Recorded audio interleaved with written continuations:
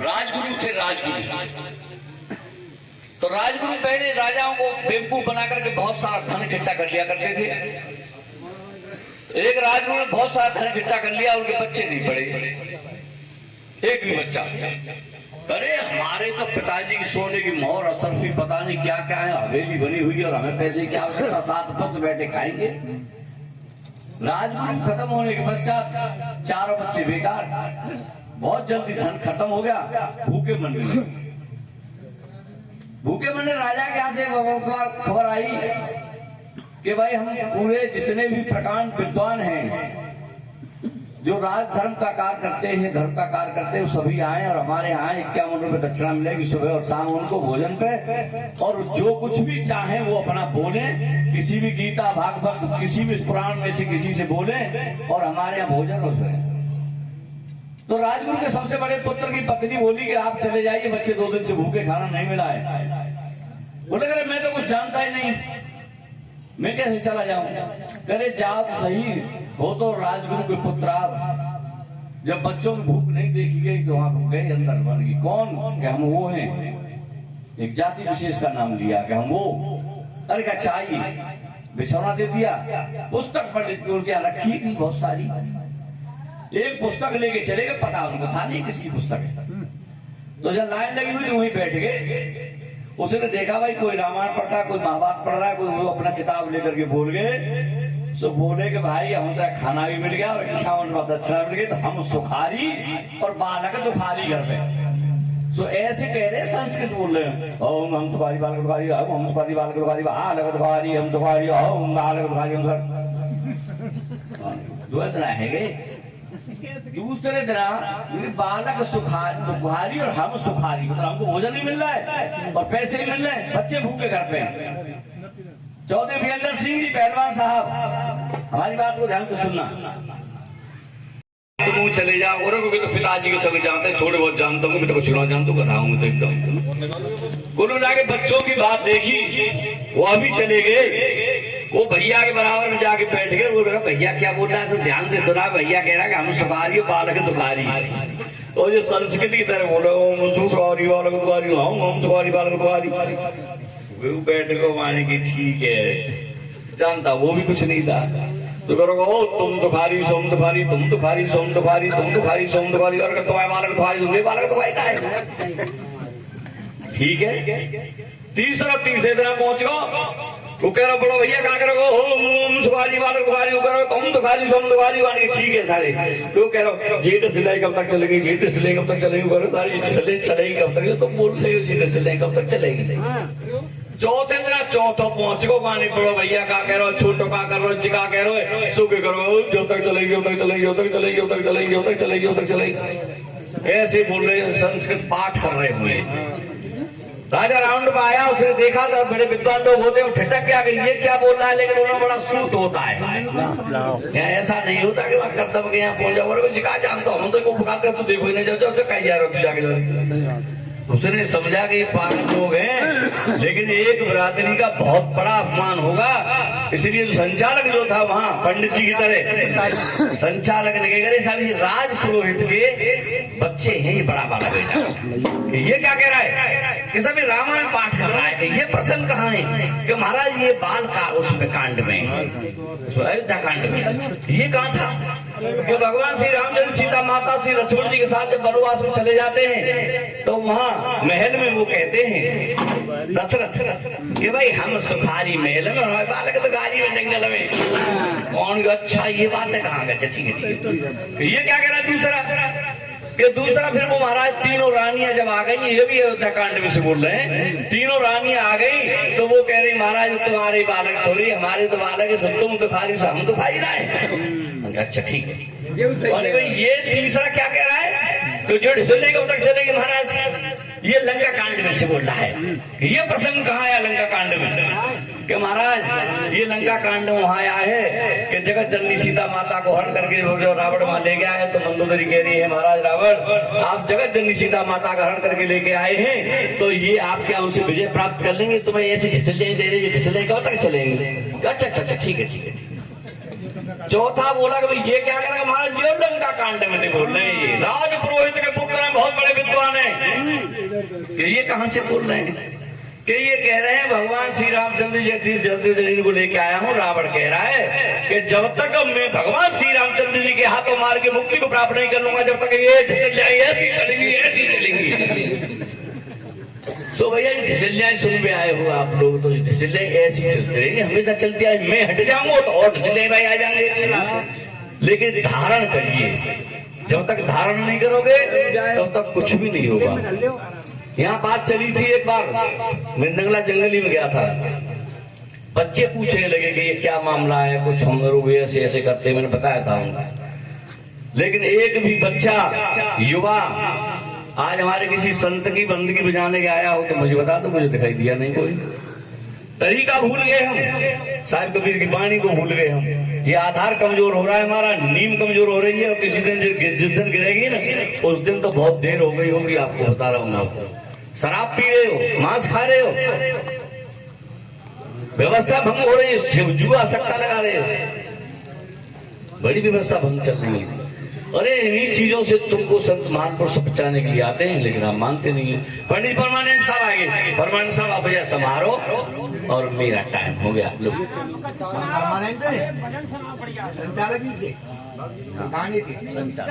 संचालक वो मिल गया है, तो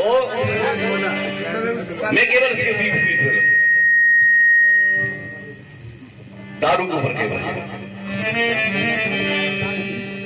पहलवान जी दारू पीले 5 बार गए, होगा के नाम सोनू मोनू टोनू सीना कचूरी ना मीना धर के वहां सुई दे, वहां पछुआ पप्पा नाम धर लो। जनानी ने पछुए पप्पा के, हाँ पछुए मम्मी कि तुम्हें शराब मत पियो करो, तुम्हारे फेफड़ा कर जाएंगे और तुम्हारी पसली कर जाएंगी। मैं कहीं घास फास खोद रही होंगी, माँ वो मालूम पड़ेगी पछुए पप्पा मर गए, तो पीछे घास छोड़ के लाऊंगी ना मैं, घास और डाल के तो छाती से मूड मार के रोऊंगी। अगर तुम्हारी रही बस पसुरिया में मूर्तें टूट जाएंगी, तो अगर मूड मार के न रोई तो जनानी जीवन न देंगे, जब आदमी मर हो जाए छाती से मूड मार के नहीं रोई चाहिए। तो फिर वो क्या कहती है, पिए मत तू दारू ओ पछुआ के पप्पा, पिए मत तू दारू ओ पछुआ के पप्पा, पिए मत।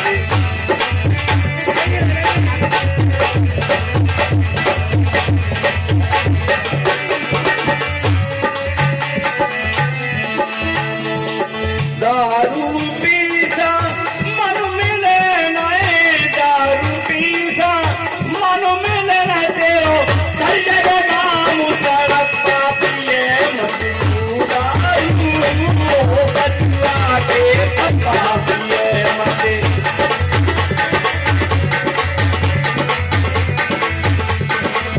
चाहे तो कलेक्टर हो, चाहे तो नंबरदार हो, शराब पी के जा रहे हो, मोगे पी से जाइए, सड़प्पा जा रहे हो, तो मुझे कोई नंबरदार दरोगाजी कलेक्टर ना क्या हो कतई भी। क्या कहा है,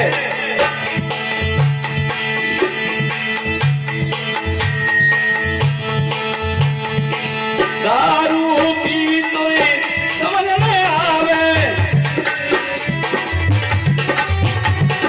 दारू पी तो समझ में आवे, तेरो धन उठे कापर जावे, की रहे तेरे बच्चा, पिए मत तू दारू ओ बचुआ के पप्पा, पिए मत तू दारू ओ बचुआ के पप्पा।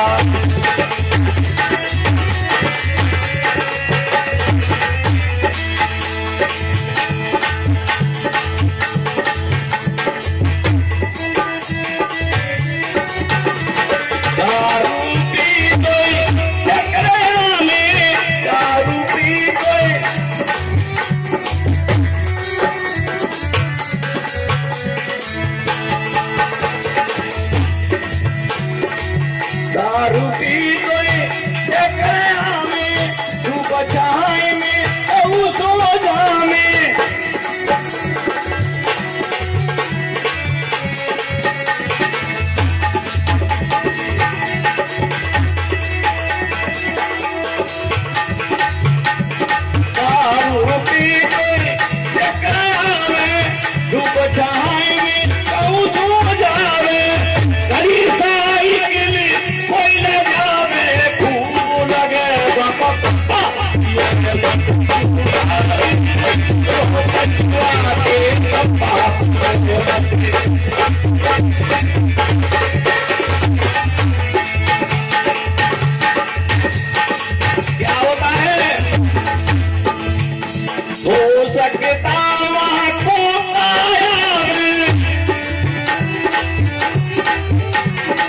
मुँह दिखाऊं तेरे मोरे जावे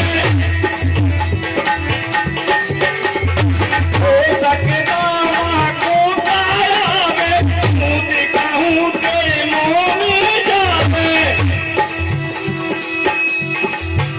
और लकड़ी नर हंसी उड़ा में मारे मार के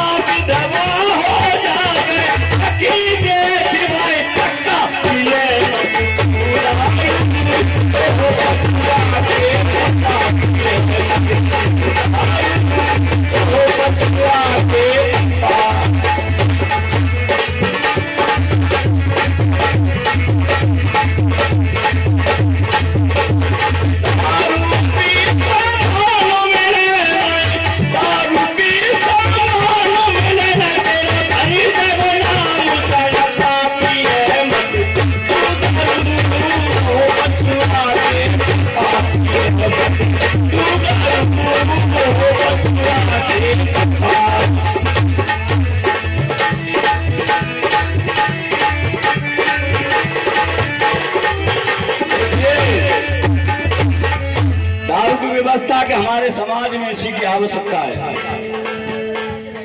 आज हमने कहा बहुत सारे लोगों से, कुछ लोग पुनर्जन्म मानते लेकिन कबीर साहब पुनर्जन्म नहीं माना। कबीर साहब ने कहा है दिया दिया तेरे बर्बादी दया गट्ट पूरा हुआ बिछावना बोरना बेहट कि संसार में माता पिता ने जिसको तुझे जरग पीर के माध्यम से जो जीवन यापन किया उतना मिलेगा। यदि कहने गलत कार्य न किए अर्थात दारू पी करके बच के नीचे नहीं घुस गया, रेल की पटरी के नीचे नहीं कट के मर गया, ट्रेन के नीचे आके नहीं मर गया, तेने अवैध कार्य नहीं किए तो तू पूरी जिंदगी जिएगा। ये चाहे लेकिन जहां जन्म नहीं लेता व्यक्ति वहां जन्म लेता है। कुछ लोग कहते सब पुनर्जन्म होता है। तो देखिए आज तमाम मुर्गी मुर्गा भैंसा सुअर बकरे काटे जाते हैं और वो तमाम जो जन्म लेते हैं वो आदमी का ले रहे हैं। भाई चार जनावर तो कम है गई, चिड़ैया कम है गई। और जो आज वार कर रहे हो तुम जमाने पिछले जन्मों को पोए हो चुके भाई दो जाके दो लंग दांत वार तो करते रहे, वार तो जाके एक लंग दांत होता है वही वार करता है। तो जितने पिछले जन्म के जितने पोहे हटकाए वो सब तमाम वार कर रहे हैं, वार कर रहे हैं, जुगाली कर रहे हैं, जुगाली। अरे मनुष्य ने तो खाना खाया और पानी पिया, बात खत्म हुई। ये दिन भर जुगाली कर रहे हैं। हमारे महाराज जी बताते हैं, दर्शनदास साहेब जी वो कह रहे वो गा रहे ओ जय जगदीश हरे स्वामी जय जगदीश हरे जगदीश हरे स्वामी जय जगदीश हरे। ओ पागल विषय विकार पाप हरो देवा स्वामी पाप हरो देवा। इतनी देर ना रुको यार, महाराज जी काम से मारे क्या करो जो दी सारे ये मिनट यार एक मिनट ना रुको जा रहे हो, कह रहा हूँ विषय विकार मिटारो स्वामी पाप हरो देगा। तो ये जितने पशु प्रति के लोग हैं, कोई गुटखा को वार कर रहा है, कोई चुंगम को यार वार कर रहा है, कोई तमाकू को वार कर रहा है। अरे भाई सज्जन पुरुषों, हे सत्संग में आए हुए लोगों, इन गलत चीजों को छोड़ दीजिए। शराब पीना छोड़ दीजिए, गुटखा खाना छोड़ दीजिए, ये व्यसन करना छोड़ दीजिए, जुआ सट्टा लगाना छोड़ दीजिए। भाई ये बात करने की एक शराब के पीछे एक दृष्टांत देना चाहूंगा। कैदू आप क्यों तो कैदू ने लगूंगो। देखिए एक राजा बहुत शराब पीता था। एक बुद्धिजीवी वर्ग का व्यक्ति, जैसे हमारे पूरन सिंह नेताजी बीड़ी भाई कहाँ गए बताए? अच्छा, पूरन सिंह नेताजी वान की भाई ये देश में यथा राजा तथा प्रजा वान भैया या देवी सर्वभूतेषु दयारूपेण संस्था नमस्तभ्यम नमस्तभ्यम नमस्तभ्यम नमो नमः। वान भाई जैस और राजा जैसी प्रजा। तो उन्होंने कहा भाई क्या करना चाहिए? एक दिन उस राजा के नौकर को उसने कहा कि 10 रुपए ले तू जा, आज राजा की सेवा मैं करूंगा। देखिए शराब का कारण बता रहा हूं, सबको ध्यान देने की जरूरत है। अपने अपने बच्चों को समझाइए। युवा सुन रहे हो तो मेरी बात को सुन लेना, और न सुनो तो मैंने कितने कितने देखे, मेरी व्यवस्था है, मैंने लोगों को देखा बढ़िया तरह से। तो उन्होंने कहा कि ठीक है। 4 बजे सुरूर आया राजा साहब का, कहा नौकर आवाज लगाई, तत्काल हाजिर के सरकार में आ गया। हमारा सामान कि जी सरकार अभी लाया। सामान लाने में उसको देर हो गई और बिल आ गया, क्योंकि ये तलब लगती है, बुरे काम की तलब लगती है इसको। बीड़ी की, सिगरेट की, तंबाकू की, शराब की, भांग की, गांजे की, जुआ की, सट्टे की जब तलब लगती है तो तुरंत वहां से भागा। भाई तरफ गया, आते ही एकदम से उसके दिया जो नया नौकर था। क्यों भाई इतनी देर कैसे लगा ली? अरे महाराज तुम्हारा पहला नौकर अनपढ़ गंवार था, मैं पढ़ा लिखा व्यक्ति हूँ और मैं ये अंग्रेजी शराब लेके आया हूँ। ये क्या होती है? अरे महाराज अंग्रेजी शराब आप पी के देखना। अच्छा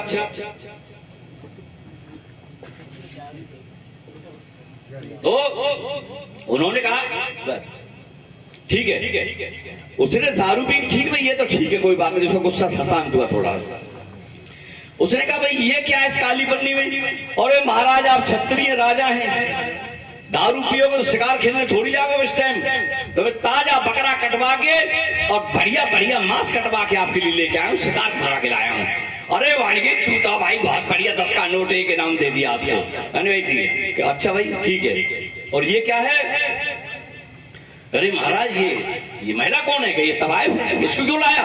अरे आप राजा हैं, क्षत्रिय, शराब पियोगे, मांस खाओगे तो आप उस काम के लिए तैयार रहना चाहिए आपको। तो मैं इसको तवायफ को साथ लेके आया।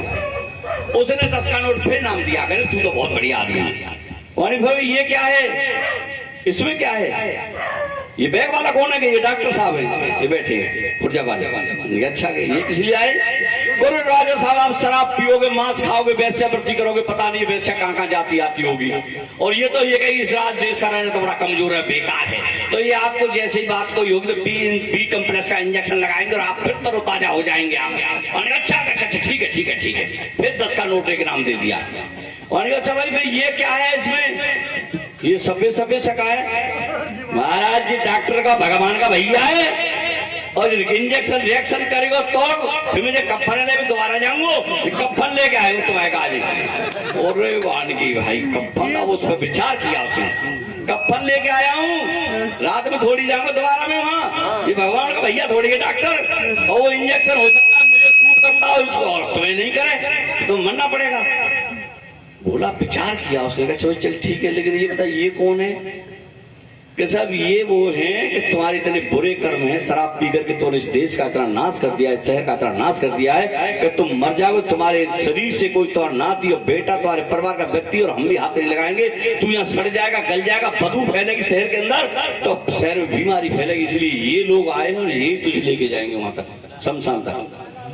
बोला कि अच्छा भाई फिर ये 2 कौन है? कि ये झाड़ू वाले हैं। कहां तक? तेरे जहां जहां पद चिन्ह जाएंगे वहां ये झाड़ू लगाते जाएंगे, तेरे एक ही पद चिन्ह इस धरती के अंदर नहीं छोड़ेंगे, तो तेरा बुरा आदमी है।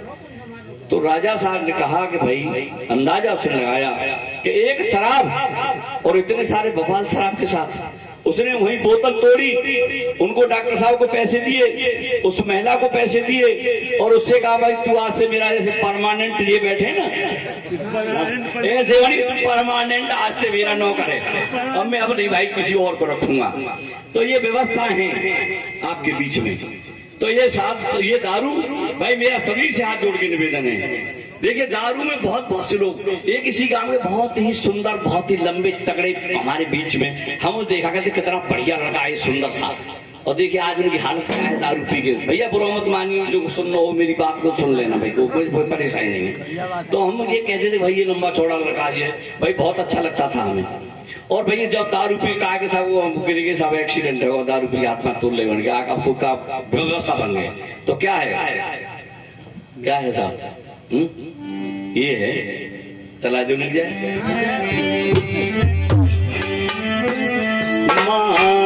नत नाय मासो खवैया रे मां, नत नाय दारू पीवैया रे मां, नत नाय मासो।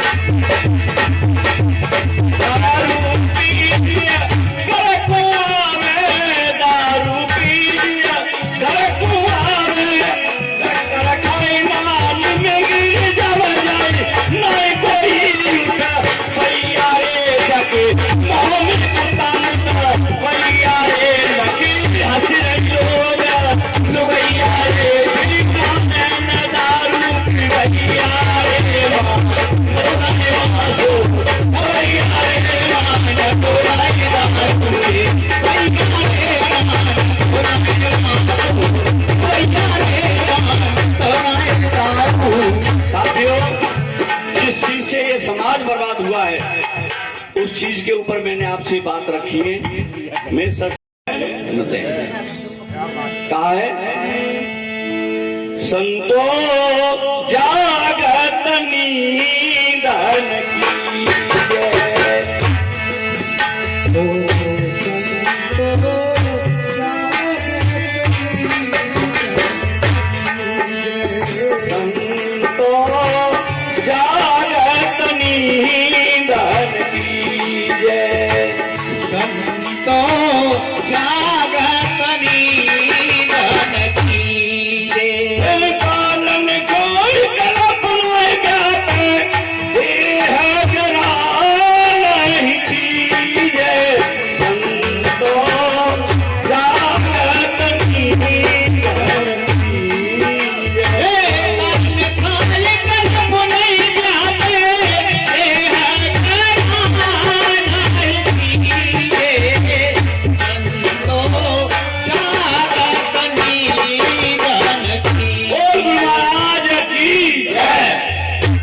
मैं चाहूंगा पूरी रात सत्संग चलाए।